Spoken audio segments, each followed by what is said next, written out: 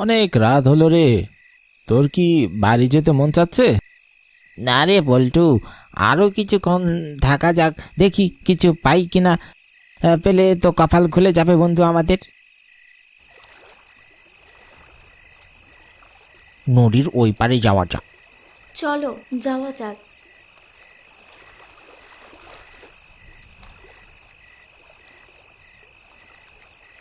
এখানে কালীগ্রামটা কোন দিকে তোমরা কি বলতে পারো? হ্যাঁ, আমরা চিনি। এই তো সামনে গিয়ে একটা জঙ্গল পড়বে, সেটি পার হলেই পাবেন কালীগ্রাম। চল তবে বল্টু, এই দিদিকে গ্রামের রাস্তাটা দেখিয়ে দিয়ে আসি।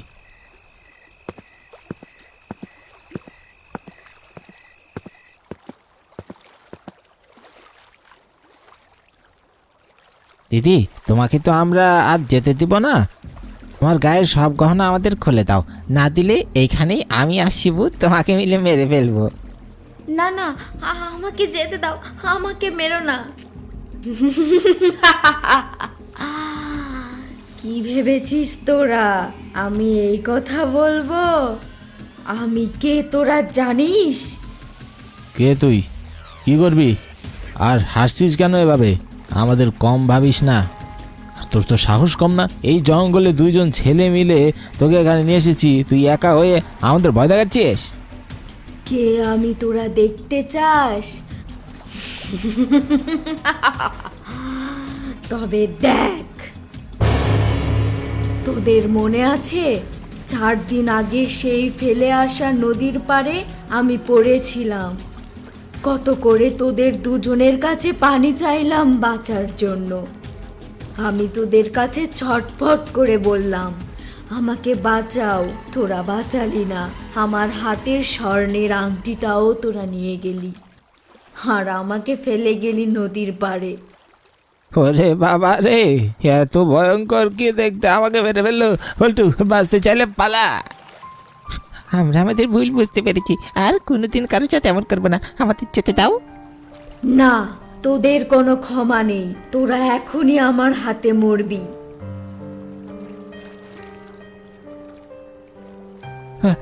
আমাকে মেরে না। বাঁচাও, বাঁচাও।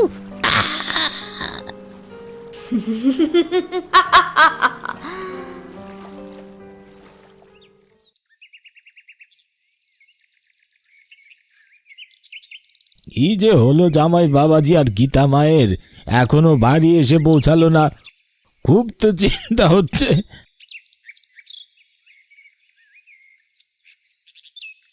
কি হলো, বেলা গড়িয়ে যে দুপুর হতে চললো, ঘাটে যেতে হবে না? না না কিন্নি, আজ আর না যাই। আজ বরং একটু বাড়িতে ঘুমিয়ে নিন। বাড়িতে কোনো কিছু নাই, আর তুমি ঘাটে যাবে না? বেশি নাটক করো না। সংসারে কত অভাব, ছেলের এখনো স্কুলের বেতন দেওয়া হয়নি। ঠিক আছে গিন্নি, তুমি রাগ করো না। আমি যাচ্ছি ঘাটে, কিন্তু তুমি চিন্তা করো না। আমাদের অতি তাড়াতাড়ি সব অভাব দূর হয়ে যাবে। আর দেখো, আমরা কতখানি ধনী হয়ে যাব, আর তখন আর কোনো কষ্ট থাকবে না। কি এসব আবল তাবল বকছো? তুমি কি কোনো লটারি পেলে নাকি? না গিন্নি, লটারি না। তুমি দেখো কি হয়। আচ্ছা, আমি তাহলে ঘাটে যাই।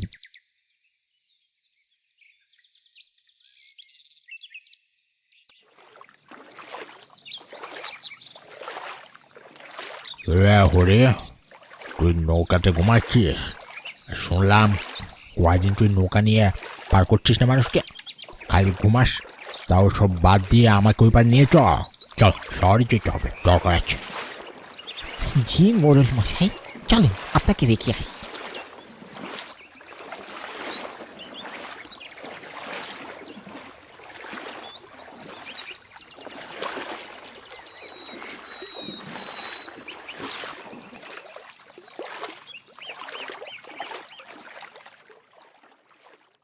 কি গো মাঝি, ওই পারে যাবে? না মশাই, এখন আর যাব না। এত কাজ আমার আর ভালো লাগে না। না, আমি এখন বাড়ি গিয়ে ঘুমাবো। উনি তো গ্রামের মোড়ল মশাই, তাই ওনাকে না বলতে পারিনি। আমি তো নৌকা নিয়ে ঘাটে এসে থাকতামই না। আমার গিন্নি চিল্লানি শুরু করলো, তাই ঘাটে এসেছিলাম। সারাদিন ঘুমিয়ে কাটিয়ে দিয়েছি। চলো মাঝি, তুমি আমাকে নিয়ে গেলে আমি তোমাকে 5,000 টাকা দিব। এখন তো যাবে? কি বললেন? 5,000 টাকা? আচ্ছা তবে চলুন রেখে আসি।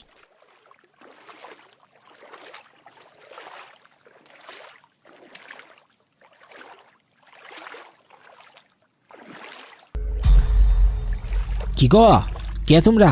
ও মা গো, তুমি কি মেয়ে? কেমন করে আমার নৌকাতে উঠলে? কারা তোমরা? আমরা কি ভালো করে দেখ, তুই সেই মাঝি যে আমার বউয়ের শরীর থেকে সব গয়না খুলে নিয়েছিলি আর আমাদের এই নদীতে ফেলে দিয়েছিলি।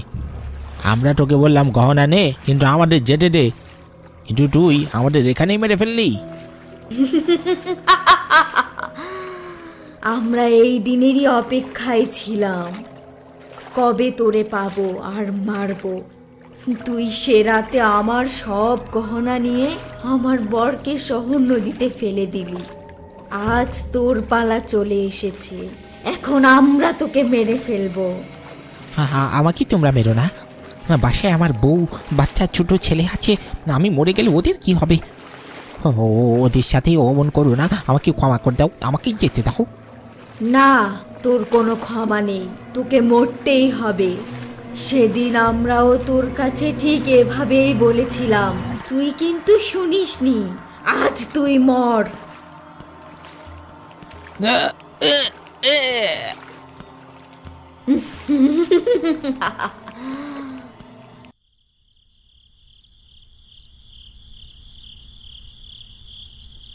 কি হলো, দুপুর গড়িয়ে রাত হলো, এখনো ও তো বাড়ি এলো না। তাহলে কি কোনো বিপদ হলো? না না, এমন কিছু হবে না। ভগবান তুমি রক্ষে করো।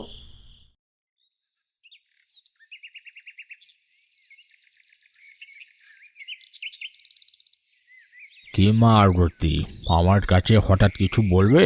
আজকাল তো তোমার বর খুব গায়ে বাতাস দিয়ে ঘুমায়, তা কিছু হলো তোমার? আর বলেন না মোড়ল কাকা, হরি কাল রাতে বাড়ি ফেরেনি, খুব চিনতে হচ্ছে। এমনও কখনো করে না, কাল ঘাটে যেতে চাইলো না, কি আবোল তাবোল বকছিল।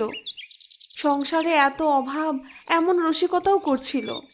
আমি পরে বকে ঘাটে পাঠিয়ে দিয়েছি, আর রাতে বাড়ি ফিরল না।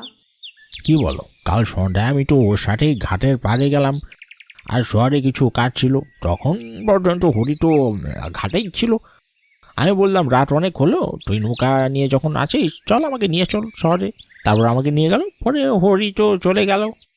না কাকা, কাল ওই বাড়ি ফিরেনি। আমার তো এখন খুব চিন্তা হচ্ছে। চিন্তা করো না, তুমি বাড়ি যাও মা। হ্যাঁ, আমি খোঁজ নিয়ে দেখি কি হয়েছে।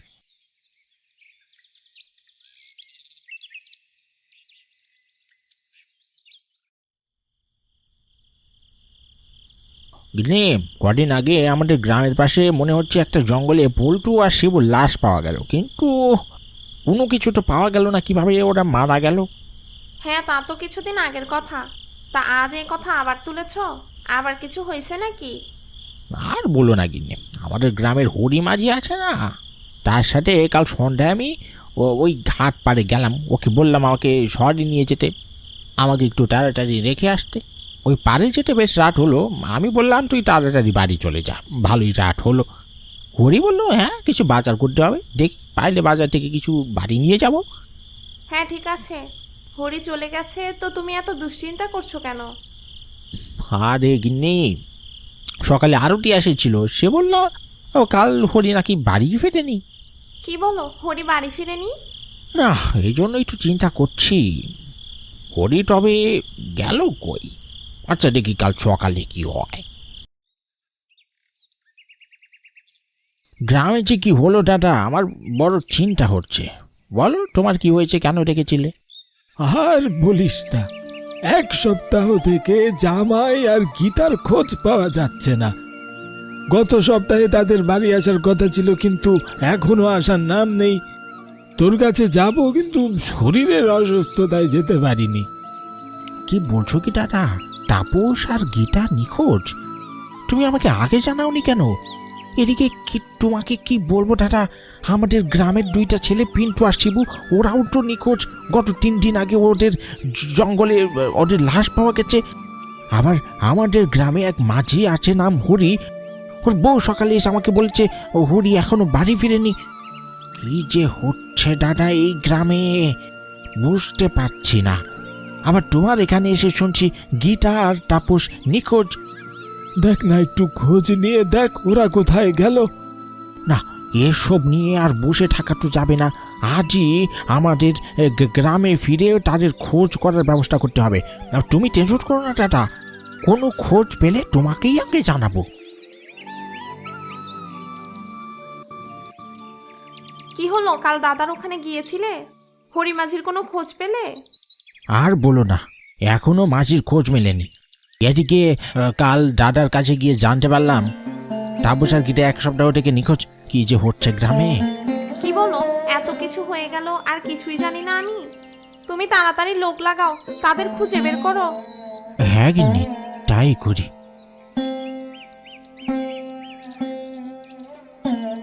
এরা তো একটা লাশ, গ্রামে কি হইতাছে এইসব? আর এই লাশটাই বা কার? এটা তো আমাদের পাশের গ্রামের হরিমাঝি। নদী পারাপারে বহুবার দেখা হয়েছে তার সাথে। বড়ই ভালো ছিল লোকটা। আমাদের উচিত পাশের গ্রামে খবর দেওয়া, যাতে তারা লাশটাকে এখান থেকে নিয়ে যেতে পারলে। হ, একদমই ঠিক কইছো, এটাই করা উচিত। তাড়াতাড়ি খবর দেওয়ার ব্যবস্থা করো। সেই যে বাড়ি থেকে বেরিয়ে গেল, আজও বাড়ি ফেরার নাম নেই। কোথায় যে গেল মানুষটা? আর এই গহনাগুলোই বা কোথায় পেল সে? উফ, এত দুশ্চিন্তা আর ভালো লাগে না। একবার শুধু আসুক বাড়িতে। বৌদি, ও বৌদি, কোথায় গো তুমি? সর্বনাশ হয়ে গেছে, সর্বনাশ হয়ে গেল গো বৌদি। কি হয়েছে নয়ন? এমন হন্তদন্ত করে ডাকছো কেন? আমার হয়েছে যত জ্বালা, সারাদিন কাজ করে কুল পাই না, এখন আবার তুমি হাঁকাহাঁকি করছো। খোলসা করে বলো দেখি, কি হয়েছে? তোমার কপাল পড়েছে গো বৌদি, তাড়াতাড়ি চলো, পাশের গ্রামে হরিদার লাশ পাওয়া গেছে।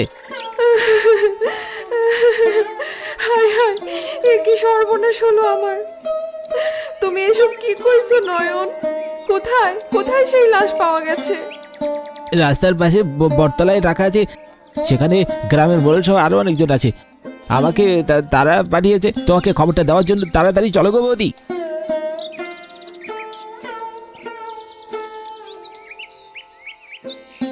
হরি আমাকে অনেক দিন আগে নদী পার করে দিল, তখন একটু সবকিছু ঠিকই ছিল।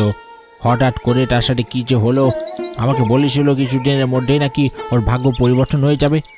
কিন্তু সে যে দুনিয়া ছেড়েই চলে যাবে সেটা কে জানতো?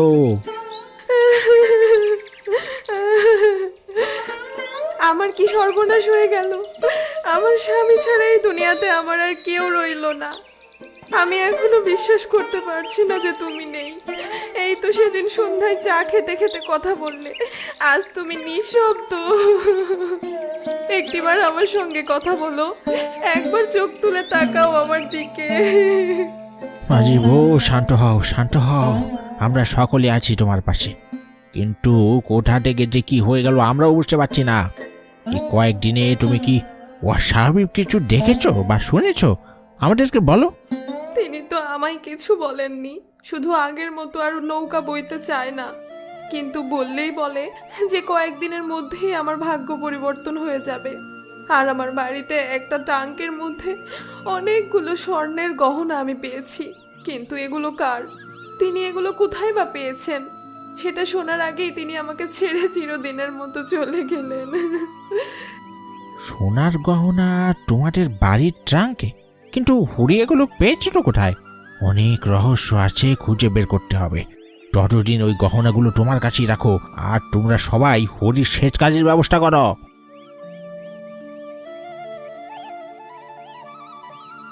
গ্রাম থেকে শহরে যাতায়াত তো একটাই পথ। এত বছর ধরে হরি গ্রামের মানুষকে পার করে নিয়ে যেত, এখন তো হরি নেই। তাই এই দায়িত্ব তো কাউকে একটা নিতেই হবে। আর আমি চাই হরির এই দায়িত্ব গিরিন পালন করুক। গিরিন, তোর কি এতে কোনো অসুবিধা আছে? না বাবু, আমার কোনো অসুবিধা নেই।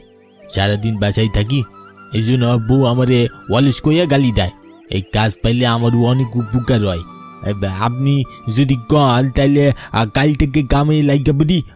হ্যাঁ, তুই আর দেরি না করে কাল থেকেই এই মাটির দায়িত্বটা পালন করা শুরু করে দে। আচ্ছা বাবু, ঠিক আছে। আজকের মতো আলোচনা এখানেই শেষ। তোমরা সবাই সাবধানে নিজ নিজ বাসায় চলে যাও। আর গ্রামে অস্বাভাবিক কিছু দেখতে পেলে আমাকে জানিও, ঠিক আছে?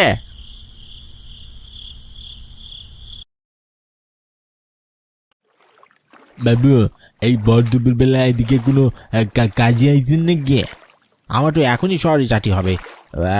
শহরে অনেক গুরুত্বপূর্ণ কাজ আছে। চল চল, তুই শুয়ে বসে না থাকি আমাকে নদীটা পার করে ডেকে নি।